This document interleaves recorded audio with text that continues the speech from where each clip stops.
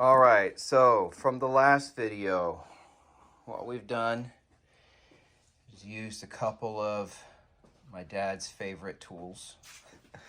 A planer, just a different type of planer, and a rasp.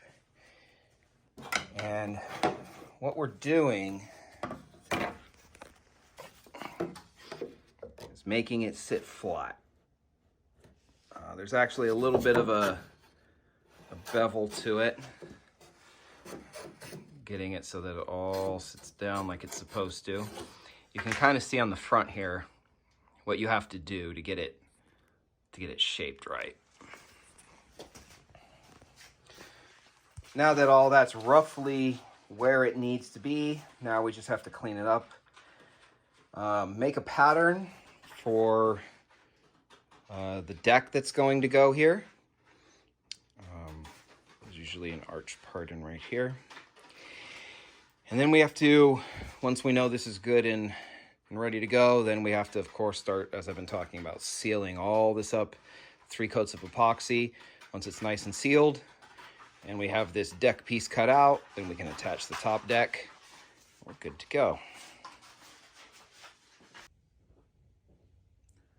After a little sanding and cleaning everything up, and 2 coats of epoxy, it's looking pretty good in there.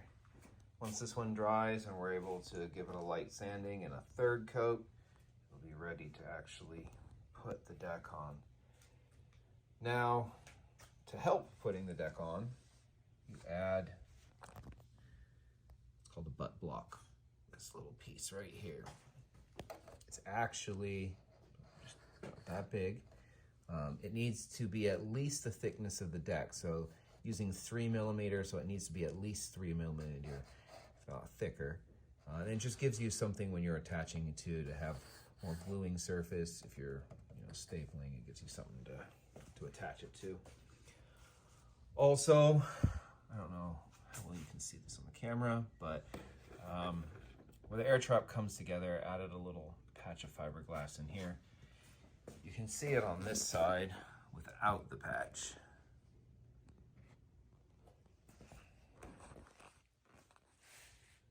On to the next step.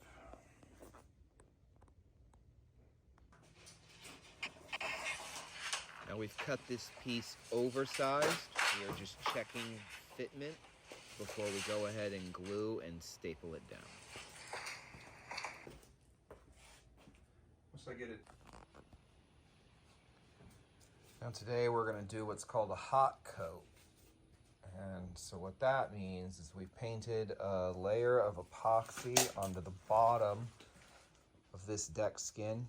We're going to let it dry for a couple of hours, depending on moisture in the air and temperature. Times can vary. But essentially you're going to, you want the surface to be tacky, to where if you touched it with your finger, it still leaves a fingerprint, but it doesn't really hold your finger. At that point, you can go ahead and just put another coat of epoxy on, and it will chemically bond together. Otherwise, if you miss that tiny window, you have to wait for it to cure and then sand to give it tooth again for the next layer to attach to. But when you have a process where you need multiple layers and you're trying to get stuff done, doing this hot coat technique can help save some of that time.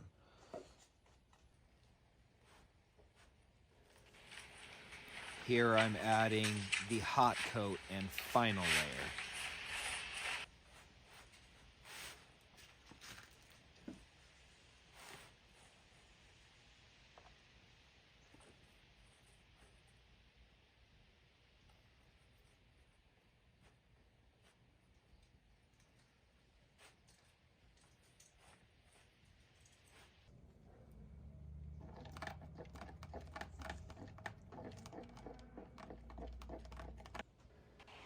Here, we are mixing up some thickened epoxy.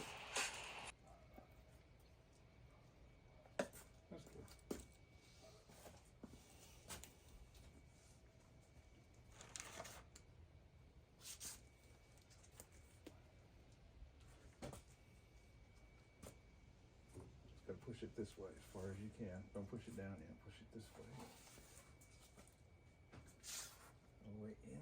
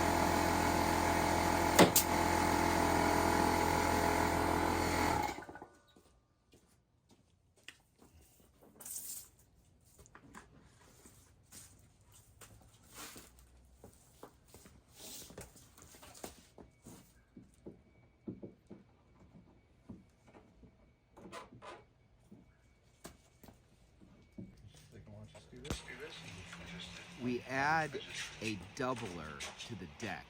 So we're using 3mm thick plywood for the decking. This is another piece of 3mm, making a 6mm thick piece when the two are glued together. This adds some strength to this curved part where there is nothing to support the deck on the top. You'd be surprised how much water, how much pressure comes off of the turn fin and can actually break this if you do not add something to reinforce it like this doubler. It's lightweight, it's quick, it's easy to do.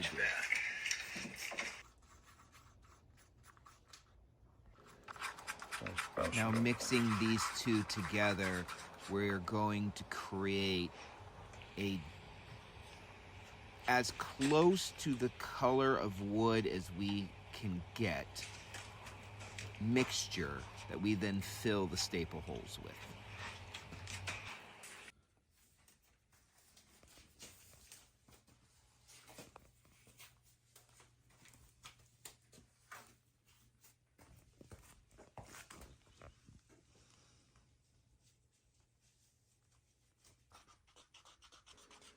Now we are going to mix these together to create a very thick substance that we are going to use to make a fillet.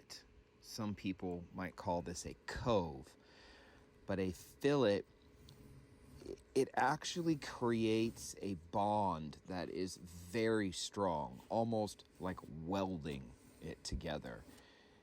By putting this fillet in the corner here, this cove, if you will, it really adds a lot of strength, securing the deck to the vertical air trap.